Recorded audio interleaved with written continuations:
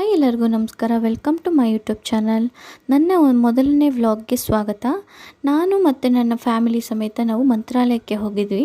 ಅದು ಹೇಗಿತ್ತು ಅಂತ ನಿಮ್ಮ ಜೊತೆ ಶೇರ್ ಮಾಡ್ಕೊತಾ ಇದ್ದೀನಿ. ಸೊ ನೀವು ನನ್ನ ವಿಡಿಯೋ ನೋಡ್ತಾ ಇದ್ದರೆ ಇನ್ನೂ ಸಬ್ಸ್ಕ್ರೈಬ್ ಆಗಿಲ್ಲ ಅಂದರೆ ದಯವಿಟ್ಟು ಸಬ್ಸ್ಕ್ರೈಬ್ ಆಗಿ. ನಾವು ಮಂತ್ರಾಲಯಕ್ಕೆ ಹೊರಟಾಗ 10:30 ಆಗಿತ್ತು. ಸೊ ನನ್ನ ಮಗನ ನೋಡಿ ತುಂಬ ಅಂದರೆ ತುಂಬ ಖುಷಿಯಾಗಿದ್ದಾನೆ. ಅವ್ನಿಗೆ ಹೊರಗಡೆ ಹೋಗೋದು ಅಂದರೆ ತುಂಬ ಖುಷಿ. ಆಲ್ರೆಡಿ ನಮಗಿಂತ ಮುಂಚೆನೇ ಬಂದು ವೆಯ್ಟ್ ಮಾಡ್ತಾಯಿದ್ದಾನೆ ಅವ್ರ ಚಿಕ್ಕಪ್ಪ ಜೊತೆ. ಸೊ ನಮ್ಮ ಜರ್ನಿ ಇವಾಗ ಸ್ಟಾರ್ಟ್ ಆಗ್ತಾಯಿದೆ ಮಂತ್ರಾಲಯ ಕಡೆಗೆ. ನಾವು 10:30-11 ಅಷ್ಟರೊಳಗಡೆ ನಾವು ಹೊರಟಿದ್ವಿ, ಮನೆ ಬಿಟ್ಟಿದ್ವಿ.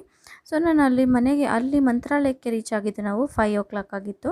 5 o'clock ಆದಮೇಲೆ ನಾವು ರೂಮ್ ಮಾಡಿಕೊಂಡು ಅಲ್ಲೇ ಸ್ವಲ್ಪ ರೆಸ್ಟ್ ಮಾಡಿ ಎಲ್ಲ ಸ್ನಾನ ಎಲ್ಲ ಮುಗಿಸ್ಕೊಂಡು ದರ್ಶನಕ್ಕೆ ಅಂತ ಹೋದ್ವಿ. ಅಲ್ಲೇನೋ ಫಂಕ್ಷನ್ ನಡೀತಾ ಇತ್ತು, ಏನೋ ವಿಶೇಷ ಇತ್ತು ಅನಿಸುತ್ತೆ, ಅದೇನು ಅಂತ ಗೊತ್ತಾಗಲಿಲ್ಲ. ನಾವು ಆರೋಗ್ಯ ತುಂಬ ಹೊಟ್ಟೆ ಹಸಿವಾಗಿತ್ತು ಅಂದ್ಬಿಟ್ಟು ನಾವು ಬೇಗ ದರ್ಶನ ಮಾಡಿಕೊಂಡು ಊಟ ಮಾಡಿಸೋಣ ಅಂತ ನಾವು ದರ್ಶನ ಕಡೆ ಹೋದ್ವಿ. ದರ್ಶನ ಮಾಡಿದ್ವಿ ನಾವು. ಆರಾಮಾಗಿತ್ತು, ತುಂಬ ರಶ್ ಏನಿರಲಿಲ್ಲ, ಆರಾಮ್ ದರ್ಶನ ಮಾಡಿದ್ವಿ. ತುಂಬ ಖುಷಿ ಆಯಿತು. ನಂತರ ನಾವು ಅನ್ನ ಪ್ರಸಾದನ ಸ್ವೀಕರಿಸಿ ರೂಮಿಗೆ ಹೋದ್ವಿ. ಹಾಗೆ ಸ್ವಲ್ಪ ಫೋಟೋಸ್ ಎಲ್ಲ ತಗೊಂಡು ನಾವು ರೂಮಿಗೆ ಹೋಗಿ ಪಾಪುಗೂ ಊಟ ಮಾಡಿಸ್ಕೊಂಡು ನಂತರ ಅಲ್ಲೇ ರೆಸ್ಟ್ ಮಾಡಿದ್ವಿ ರೂಮಲ್ಲಿ.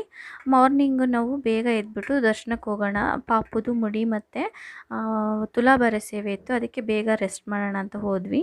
ಅಲ್ಲಿ ಮಾರ್ನಿಂಗು ನಾವು ಇವಾಗ ಪಾಪು ಮುಡಿ ಕೊಡ್ಸೋಣ ಅಂತ ಹೋದ್ವಿ. ಪಾಪು ಅಂತೂ ಫುಲ್ಲು ಅಳ್ತಿದ್ದ.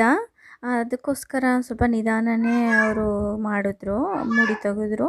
ನಂತರ ನಾವು ದೇವ್ರ ದರ್ಶನ ಎಲ್ಲ ಮಾಡ್ಕೊಂಡಾಯಿತು. ದೇವ್ರ ದರ್ಶನ ನಂತರ ನಾವು ತುಲಾಭಾರ ಸೇವೆ ಇತ್ತು, ತುಲಾಭಾರ ಸೇವೆನೂ ಮಾಡ್ತಾಯಿದ್ವಿ. ಆದರೆ ಅವನು ಫುಲ್ಲು ನಿದ್ದೆಗೆ ಹೋಗ್ಬಿಟ್ಟಿದ್ದ. ಅವನು ನಿಧಾನವಾಗಿ ಎದ್ದೇಳಿಸ್ತಾ ಇದ್ವಿ, ಆದರೂ ಅವನು ಅಳ್ತಾನೇ ಇದ್ದ. ಎದ್ದ ನಂತರ ಅಳ್ತಾನೇ ಇದ್ದ. ಆದರೂ 12 ಗಂಟೆ ಒಳಗಡೆ ಸೇವೆ ಮುಗಿಸ್ಬೇಕು ಅಂತ ಹೇಳಿದ್ರು. ಅದಕ್ಕೋಸ್ಕರ ಅವನ್ನ ಎದ್ದೇಳಿಸಿದ್ವಿ. ಆ ಸೇವೆ ಮುಗಿಸಿದ್ವಿ, ಚೆನ್ನಾಗಿ ನಡೀತು. ನಂತರ ನಾವು ಅವರು ಹೇಗೆ ಹೇಳ್ತಾರೋ ಹಾಗೆ ನಾವು ಶಾಸ್ತ್ರೋಕ್ತವಾಗಿ ಒಂದು ಪೂಜೆಯನ್ನು ಮುಗಿಸಿ ನಾವು ತುಲಾಭಾರ ಸೇವೆನ ಮುಗಿಸಿದ್ವಿ.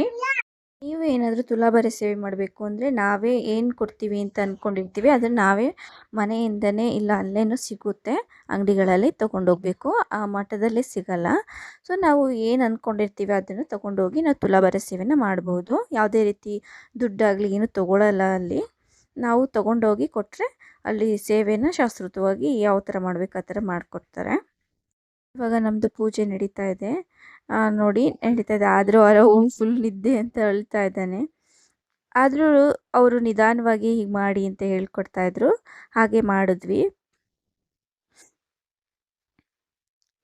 ಇವಾಗ ಪೂಜೆ ಎಲ್ಲ ಮುಗೀತು. ಅದನ್ನು ಹಾಗೆ ತೊಂದರೆ ಇಲ್ಲ, ಅವ್ನು ಕೂರಲಿಲ್ಲ ಅಂದರೂ ಪರವಾಗಿಲ್ಲ, ಹಾಗೆ ಇಟ್ಬಿಟ್ಟು ದೇವ್ರಿಗೆ ಕೈ ಮುಗಿದು ಹೋಗಿ ಅಂದರು. ಸೊ ಪೂಜೆ ಎಲ್ಲ ಅಲ್ಲಿ ತುಲಾಭಾರ ಸೇವೆ ಮುಗಿಸಿ ನಂತರ ಬಂದ್ವಲ್ಲ, ಸ್ವಲ್ಪ ಹೊತ್ತು ಕುತ್ಕೊಂಡು ಹೋಗೋಣ ಅಂತ. ಆವಾಗ ಅವನು ಫುಲ್ ಆ್ಯಕ್ಟಿವಾಗಿ ಆಟಾಡ್ತಿದ್ದ ನೋಡಿ, ಫುಲ್ ಆ್ಯಕ್ಟಿವಾಗಿ ಆಟಾಡ್ತಾ ಇದ್ದಾನೆ. ಇವಾಗ ನಿದ್ದೆ ಹೋಗ್ಬಿಟ್ಟಿದ್ದೆ ಅವನಿಗೆ. ಅಲ್ಲಿ ಪೂಜೆ ಮಾಡಿಸ್ಬೇಕಾದ್ರೆ ಫುಲ್ ನಿದ್ದೆ.